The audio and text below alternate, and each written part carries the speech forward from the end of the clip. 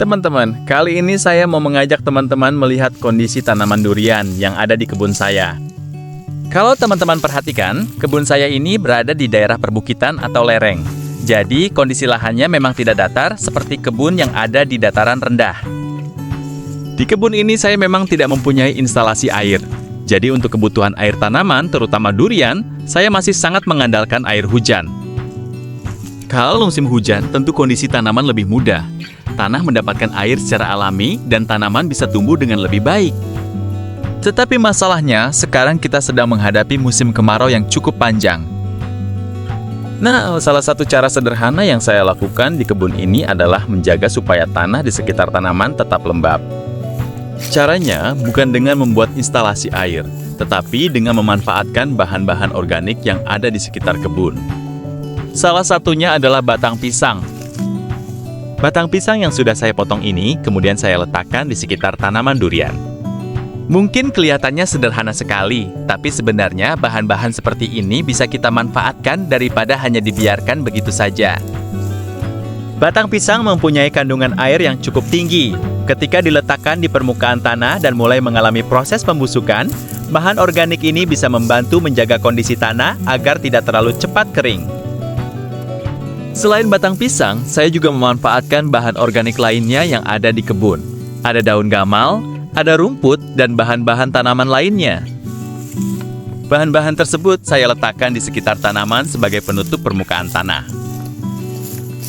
Tujuannya sederhana, saya ingin tanah di sekitar tanaman durian tidak langsung terkena panas matahari sepanjang hari. Karena kalau tanah terbuka dan terkena panas terus-menerus, terutama pada musim kemarau seperti sekarang, kelembapannya akan lebih cepat hilang. Dengan adanya bahan organik di permukaan tanah, setidaknya tanah mempunyai penutup. Jadi ketika ada sedikit kelembapan di dalam tanah, kita berusaha supaya kelembapan tersebut tidak cepat hilang.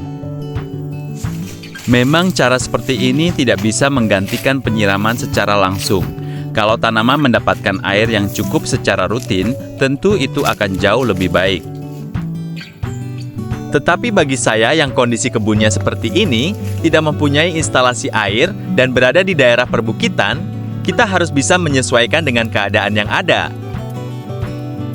Yang penting jangan sampai karena tidak ada air, tanaman kemudian kita biarkan begitu saja. Kita tetap bisa melakukan perawatan dengan cara-cara sederhana. Seperti yang teman-teman lihat di video ini, saya memperlihatkan beberapa tanaman durian yang ada di kebun.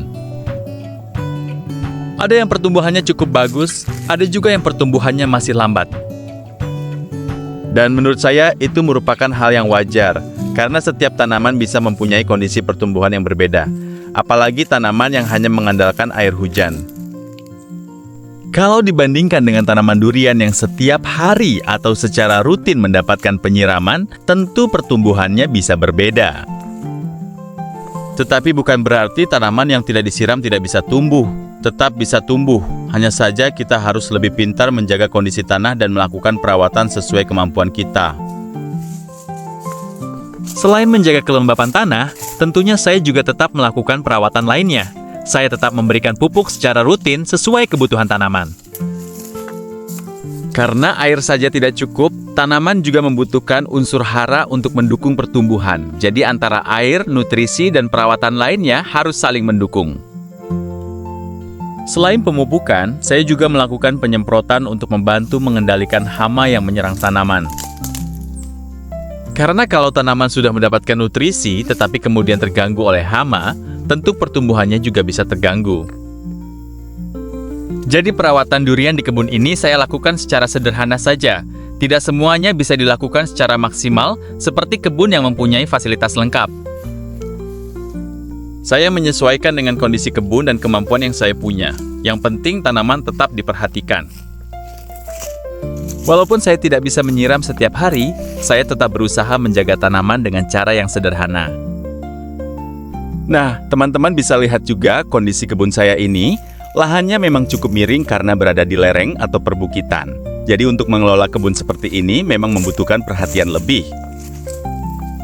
Tetapi justru dari kondisi seperti inilah saya banyak belajar.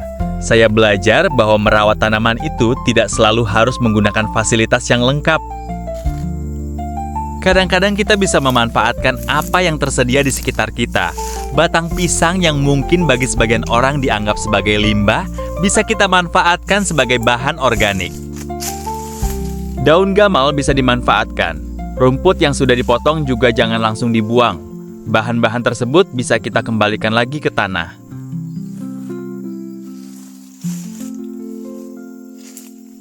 Jadi menurut saya, berkebun itu tidak selalu tentang bagaimana kita mempunyai fasilitas yang lengkap, tetapi bagaimana kita bisa memanfaatkan kondisi yang ada. Saya sendiri juga masih belajar.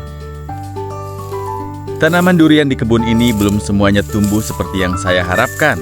Ada yang pertumbuhannya cepat, ada yang lambat. Tetapi saya tetap ingin melihat perkembangannya dari waktu ke waktu, karena mungkin hari ini kita melihat tanaman masih kecil. Beberapa bulan kemudian bisa saja sudah ada perubahan. Tunas baru mulai muncul, daunnya bertambah, batangnya semakin besar, dan suatu saat nanti tentu harapannya tanaman-tanaman ini bisa tumbuh menjadi pohon durian yang produktif.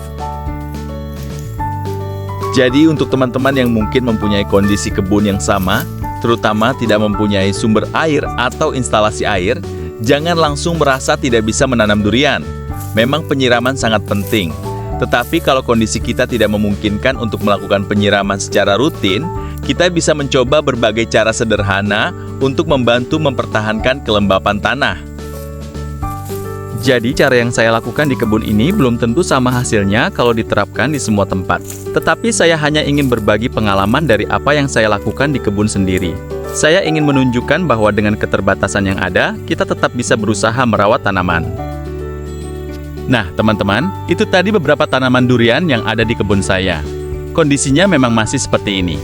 Masih terus saya rawat dan saya pantau perkembangannya. Nanti mungkin saya akan kembali memperlihatkan perkembangannya. Apakah pertumbuhannya semakin bagus? Apakah ada tunas baru? Atau mungkin ada tanaman yang pertumbuhannya masih lambat? Kita lihat saja perkembangannya dari waktu ke waktu. Silakan tuliskan pengalaman teman-teman di kolom komentar. Siapa tahu pengalaman dari teman-teman bisa menjadi tambahan informasi bagi saya dan juga teman-teman lainnya yang sedang belajar menanam durian.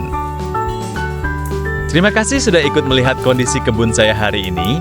Semoga video sederhana dari kebun Sulawesi ini bisa memberikan sedikit gambaran bahwa dengan kondisi dan keterbatasan yang ada, kita tetap bisa berusaha merawat tanaman durian.